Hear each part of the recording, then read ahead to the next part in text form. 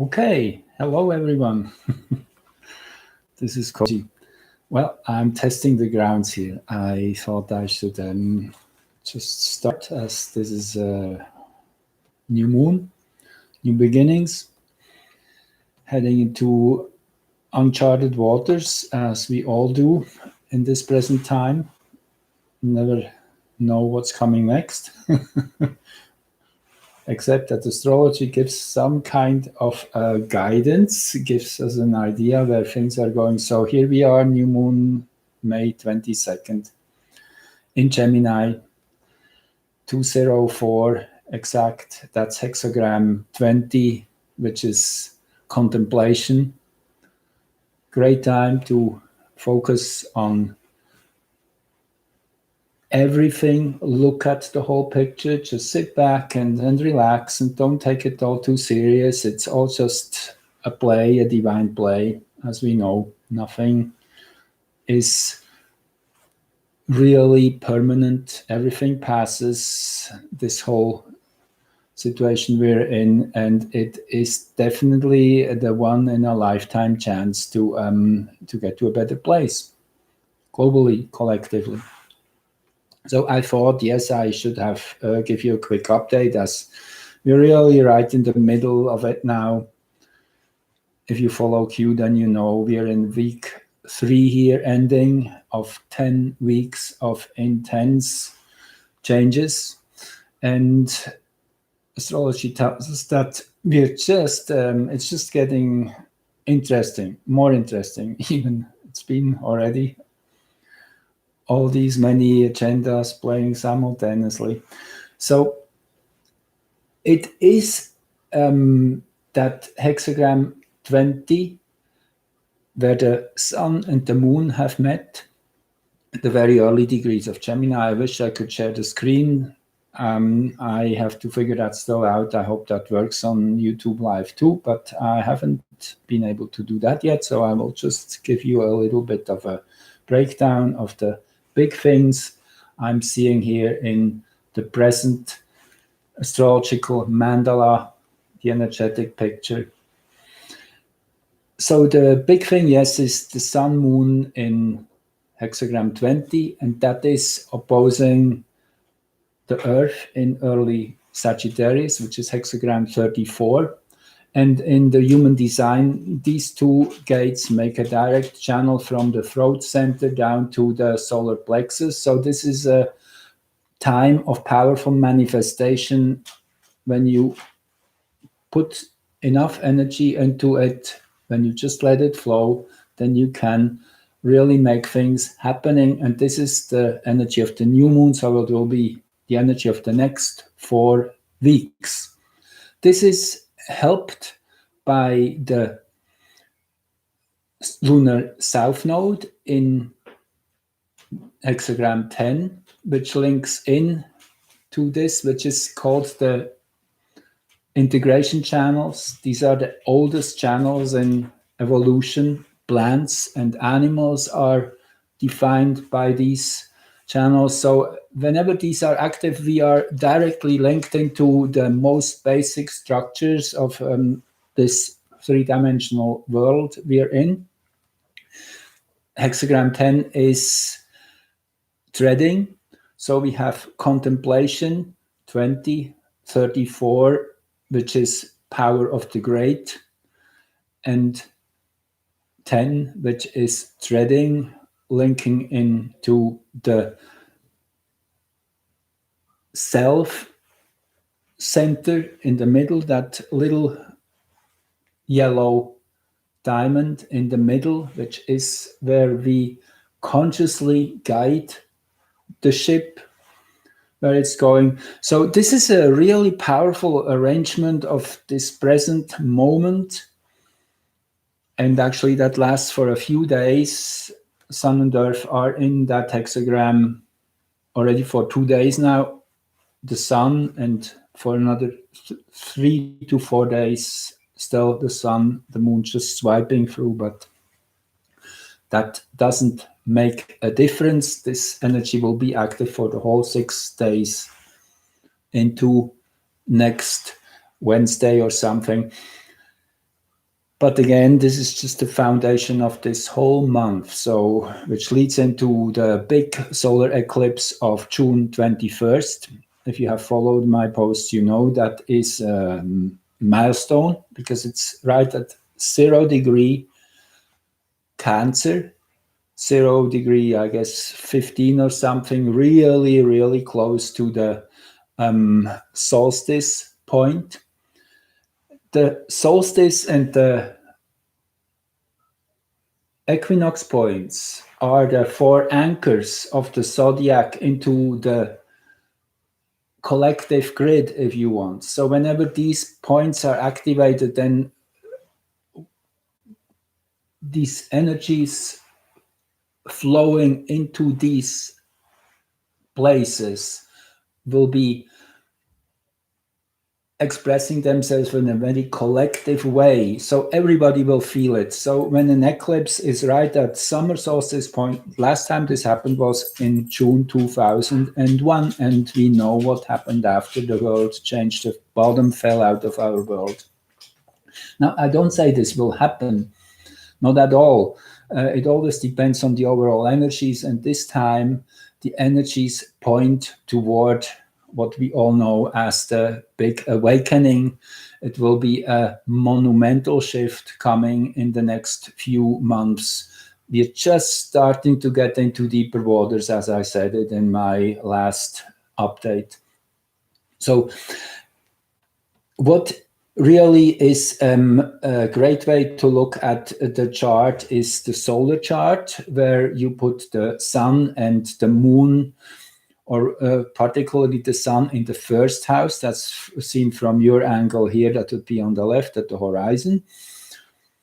And that means the sign of Gemini this month is in the first house. This brings all the, well, I should say it that way, that brings Saturn and Pallas into the 9th house, and they make an exact trine to the sun. Now, Saturn and Pallas seem to be very important, as they are kind of the, you see, there's a whole lineup of planets. I wish I could show you here, but you will see it in my other charts. It's something which has been going on for a long time. It's that lineup: Pluto, Jupiter, Pallas, and Saturn. And Saturn is kind of the last one in that row, being the final manifester of that energy. Jupiter and Pluto and Capricorn still, that is this fundamental deep change. Jupiter Pluto also has been mentioned to be related to that whole pandemic thing, which, yes, on some level it is, because it's something out of control, if you want to say, a process which is beyond our control, something really big. Then Pallas is an asteroid and is related to intelligence, to art and science. So it's the higher mind which comes in, and Saturn is where we really come down to earth, where we see through the reality. And in early Aquarius, actually, this was the big shift around March 21st. Actually, exactly on that day, Saturn entered Aquarius. And I have also mentioned that it's very interesting how the sign changes of Saturn were synchronistic with winter solstice in 2017, when Saturn entered Capricorn. And just a couple months ago, Saturn entered Aquarius, which is the second of its own signs, if you wish, where it's at home traditionally in Capricorn. That's the first sign of rulership for Saturn. Aquarius is the second. That was kind of given away then after Uranus was discovered, but traditionally Aquarius is a Saturn sign, a winter sign. So anyway, in both these ingress charts, when Saturn came into new territory, happened on one of these four cardinal points, which I said before, which have high collective repercussions. It's kind of like Saturn came in with a crowbar to readjust the whole structure of reality, to bring it back into balance. And Pallas, the asteroid, which is there now conjunct Saturn together with Jupiter and Pluto, is the one really harnessing that insight and understanding. And Pallas also is related to justice and law. So overall, it is kind of a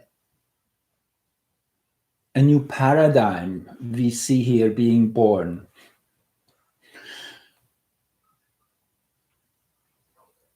So there's this exact trine, 120-degree angle between that Saturn-Pallas conjunction in early Gemini to the new moon in early, I'm saying it wrong, in early Aquarius to early Gemini, where Sun and Moon is.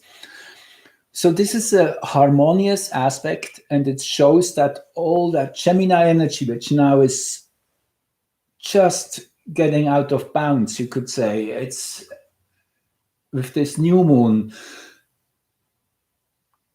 there will be so many channels of communications newly opened, particularly as Venus is in there. And if we look at also Mercury, by the way, in Gemini, actually having a conjunction today in that sign of Gemini, interesting, together with the new moon in the 20th, 21st degree of Gemini, which actually is again related to Aquarius when we do the dwarfs and the decans. First 10 degrees of Gemini is fully Gemini. The second 10 degrees of Gemini has the overtone of Libra, the following sign of the same triad, air in that sense. And then the third 10-degree segment of Gemini from 20 to 30 would be ruled as a secondary ruler, if you to be clear, by Aquarius. So we have this Aquarian connection very strong there too. Aquarius, naturally, the edge of Aquarius comes to mind, the two waves in synchronicity, moving along without touching each other. It's that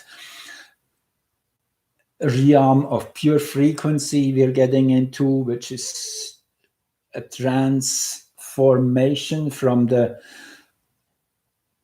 dense structure of Capricorn, where Saturn was in the last 2.5 years or so, and now Saturn being the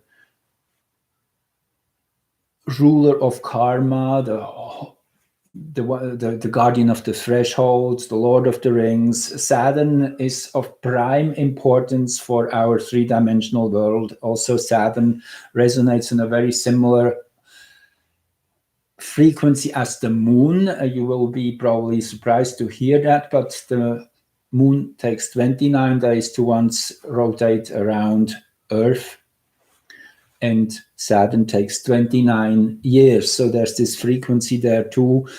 Also, they rule opposite signs. Saturn is in Capricorn, the moon in Cancer. So it's kind of the energy of the parents comes in there too, of putting the foundation in. Saturn, more the father type energy, and the moon naturally more mother, but they can also be exchanged.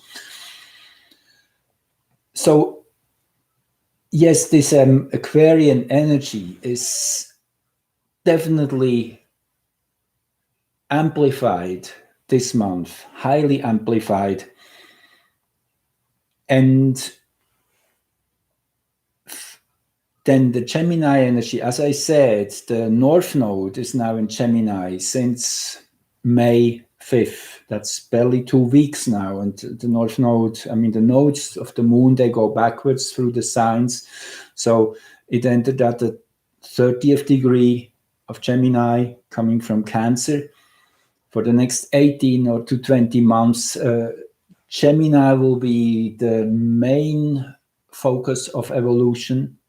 That's what the lunar nodes mean. The North Node is where the moon cuts through the Sun-Earth plane in an upward motion, where it rises through the Sun-Earth plane. If you think here the Sun and here the Earth, then if you draw a plane around that, then the moon kind of has a little bit of an offset orbit, and where it cuts up through that plane, that's also where the eclipses happen. That's highly powerfully charged points.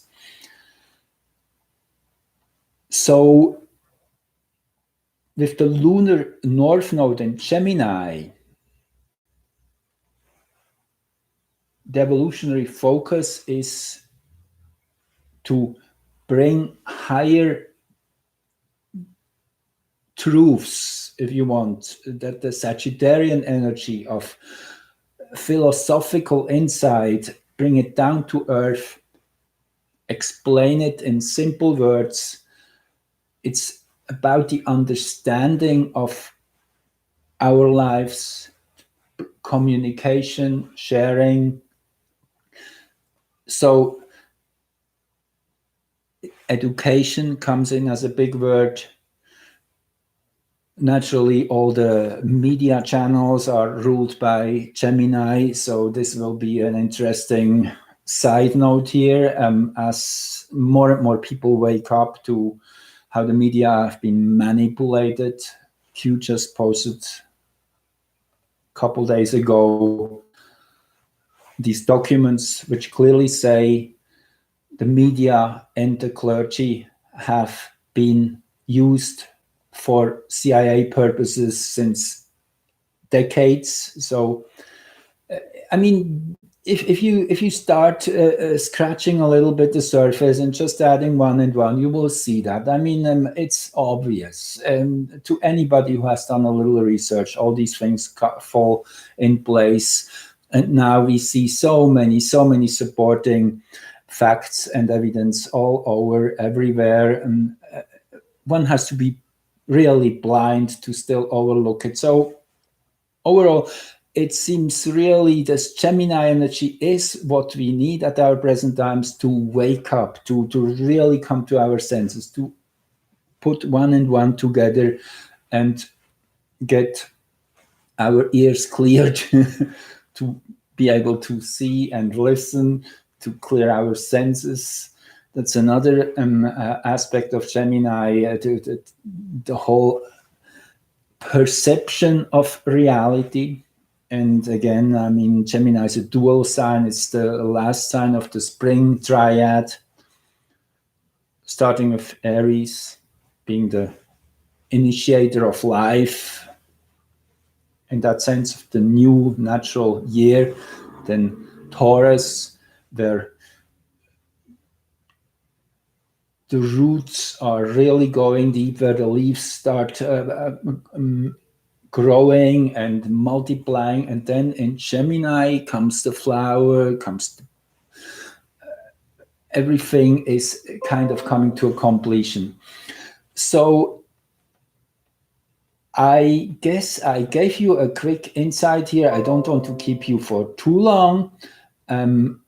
I just wanted to give you a little heads up that in spite of the difficulties and all the towering issues which we are bombarded with on a daily basis, restrictions and so not, this is an extremely powerful time, and it is important to stay vocal, to share, to speak up, to demand our rights, to know that we have constitutional rights which we are granted. It was nice to see that President Trump earlier today opened the churches and the congregations again. He said this was an essential thing and this is a great step in the right direction. We have to reopen our society. We have to win back our freedom on all levels and even more. This is just the beginning. We don't have to allow ourselves to be muzzled. And that's basically what it is in a very, very literal sense with these mouth coverings. That is a muzzle, basically. I mean, you're just, it's sad to see, but still where we live here, there's very few people who really do that. I know in some places it's mandatory, but I mean, we will fight to get that done with. We do not need to be muzzled. We are free human beings. This is not the Hunger Games. We are aiming to live in a free world with abundance and head into a new epoch, a new era, and we don't allow these dark forces to hold us back. So thanks for joining in and listening, and until soon again. Okay, love you all. Thank you.